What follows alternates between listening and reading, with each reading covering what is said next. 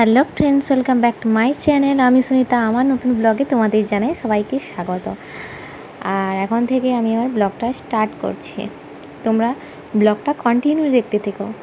আর হয়েছিল যে ও একটু বাইরে বেরিয়েছিল, আর বাইরে বেরিয়ে এনেছিল একটু সিঙ্গাড়া, একটু খাস্তা গজা মিষ্টি, যেগুলো হচ্ছে সন্ধ্যেবেলা টিফিন আমরা করেছিলাম, যেগুলো দিয়ে তারপরে হচ্ছে আমি রাত্রে রান্নাটা করে নিচ্ছি।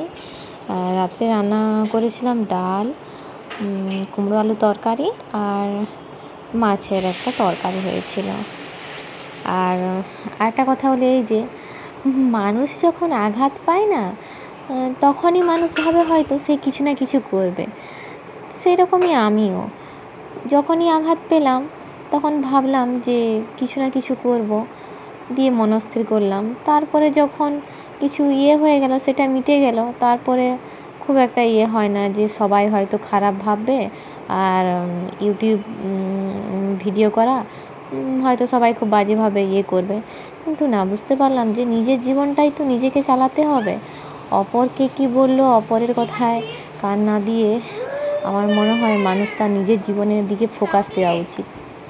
সেরকম আমিও দেখতেই পাচ্ছ রান্না বান্না করছিলাম, দিয়ে এখন মেয়ে যে চকলেট নিয়ে বসে আছে, খাচ্ছে। আর হচ্ছে বাইরে প্রচুর ঝড় উঠেছিল, দিয়ে রান্না বান্না সেরে টেরে আমি আবার নিচে এসে মায়েদের জন্য সামনে জামাই ষষ্ঠী ছিল। আর মা আমাদের মানে আমার শাশুড়ি মা আমার মায়েদের জন্য মানে আমার মা জেম্মা আছে, সেই তাদের জন্য শাড়ি এনেছিল। আর আমরা তো জানি না মা জেম্মার জন্য শাড়ি এনেছে, তাই আমরাও কিনে নিয়েছি। দিয়ে হচ্ছে চলো সেগুলো এখন দেখাতে থাকি। আর প্রথমে এই যে শাড়িটা, এটাই হচ্ছে মায়েদের জন্য কিনে দিয়েছে, মানে মা জেঠিমার জন্য এটা কিনে দিয়েছে। খুবই সুন্দর শাড়ি।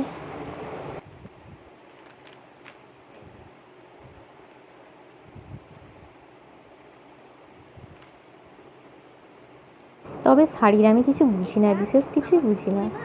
যখন একটা কথা বলি, এই যে একটা মজার বিষয় হলো, আমার যখন বিয়ে হয়েছিল প্রথম, যখন আমাকে দুর্গাপুজোর জন্য শাড়ি কিনতে ও যখন নিয়ে গিয়েছিলো, তখন দোকানের মানে যে থাকে না, যারা শাড়ি দেখায়, তারা আমাকে জিজ্ঞেস করছিলো যে কী শাড়ি নেবে।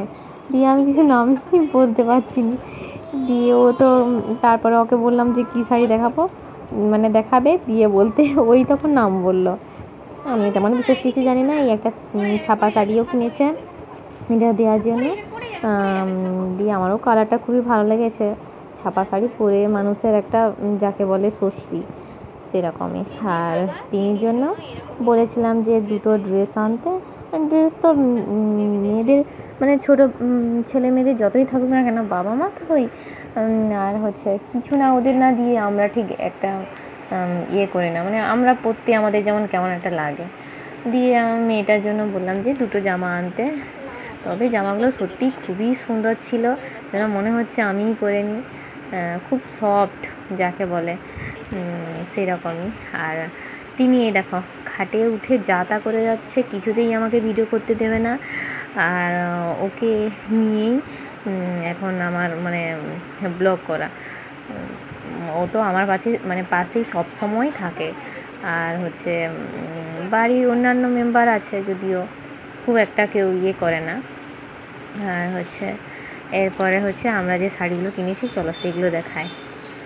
সেগুলো হচ্ছে এই যে প্রথম শাড়িটা, এইটা নাম জানি না, তাঁত না জামদানি, সেই আমি ওগুলো কিছু জানি না। তবে আমাদের মেদিনীপুরে এই যে একটা শাড়ির শোরুম খুলেছে, সে আদি মোহিনীমোহন কাঞ্জিলাল, সেখান থেকেই দুটো শাড়ি নিয়েছি। ওই পছন্দ করে নিয়ে এসছে, আমি তো যাইনি। আর হচ্ছে যেগুলো পেরেছে নিয়ে এসছে। আমার তো আর পছন্দ খুবই ভালো লাগে এখন। আগে খুব একটা পারতো না, কিন্তু দিন দিন একটু পছন্দটা একটু যেন একটু বেশি বেশি ভালো হয়ে যাচ্ছে। প্রথমে যখন এই দুটো শাড়ি নিয়ে এসেছিলো না, তখন বললাম যে এই দুটোর মধ্যে এটাই আমি নিয়ে নেব।